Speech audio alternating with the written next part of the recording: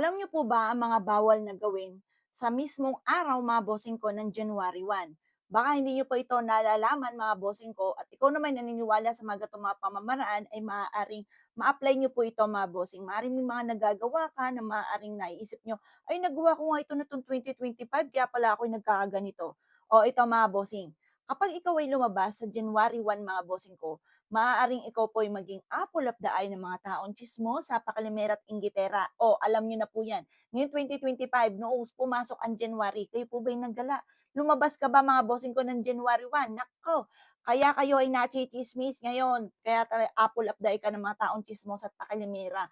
At ganun din ang mga inggitera mga bossing. Kaya kung ayaw mo machismis sa 2026, huwag kang lalabas ng bahay ninyo sa January 1. Tiis-tiis muna mga bossing, manood ka na muna ng TV, mag-movie marathon kayo mga bossing.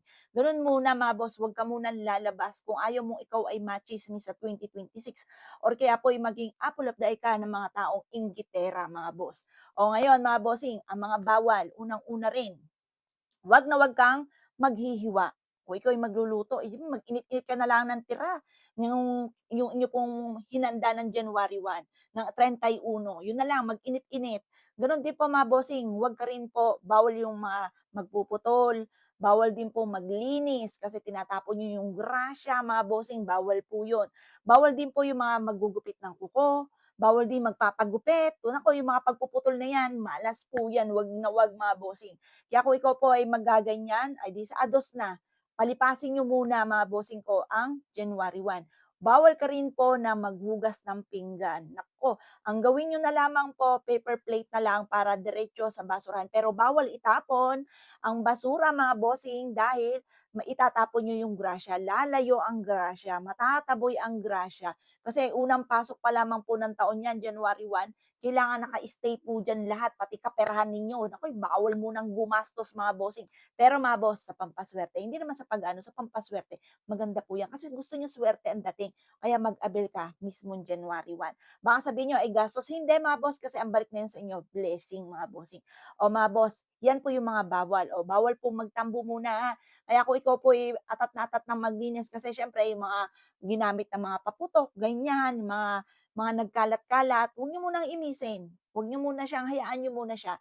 Tapos sa January 1, gawin po ninyo kasi minsan ang ginagawa nila, halimbawa nagbilang ng pera, eh, sakto 12:00 nagbilang ng pera, ngayon natapos na. Iniisip tapos na, hindi po mga bossing, sumalubong lang po tayo. Gawin niyo po 'yan, ilabas yung mga ipon na pera, bilangin niyo ng bilangin para isang taon ka na magiging mga pera. Puwede rin naman po mga bossing, basta huwag niyo munang hihigan yung kama ninyo, lagyan niyo po ito ng pera mga bossing ko. Hayaan niyo na may nakalatag sa inyong higaan na pera. Pero 'pag tutulog ka, lilikumin niyo kasi masama yung naaapakan, masama yung nahihigaan yung pera mga bossing. O gawin niyo po 'yan. Tapos yung bag po ninyo 'pag nakita niyong walang laman, ay huwag niyo sasabihin, "Ay walang laman." Huwag niyong sasabihin po 'yan, "Ay napakaraming pera." Ganyan na sasabihin niyo po. Ngayong taon nito, Diyos ko napakarami kong pera, ang dami pera ng aking bag, pero char-char lang 'yan. Pero 'yan mga bossing kasi pang-attract na swerte po 'yun. January 1, gawin niyo or sabihin niyo ang lahat ng gusto niyo na mangyari. Itodo niyo na, huwag kang gagamit na sana direct to the point ang mga pagwi-wish mga bossing. O mga boss, paano ba po yan? O huwag niyo kakalimutan na ilista ng ilista, basta yung mga pinuputol na yan, bawal po yan. Huwag kayong magpuputol na magpuputol.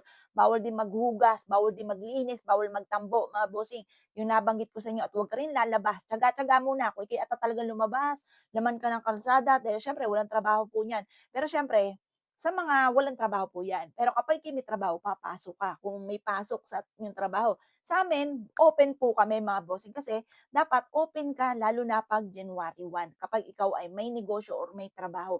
Kung mag-o-open yung company ng January 1, papasok ka. Pero kung wala, diyan ka sa bahay, huwag kang lalabas, 'yan. 'Yan po mga bossing ko ha, ilista niyo po 'yan at baka kayo makalimot po at baka maisip niyo, "Ay nagawa ko nga ito nung January 1 nung 2025 at bawat taon ako'y naggagala kaya pala ako'y laging nakakainggitan." O alam niyo yan, lesson na po yan sa inyo. O siya mga boss, good luck po sa inyo po lahat.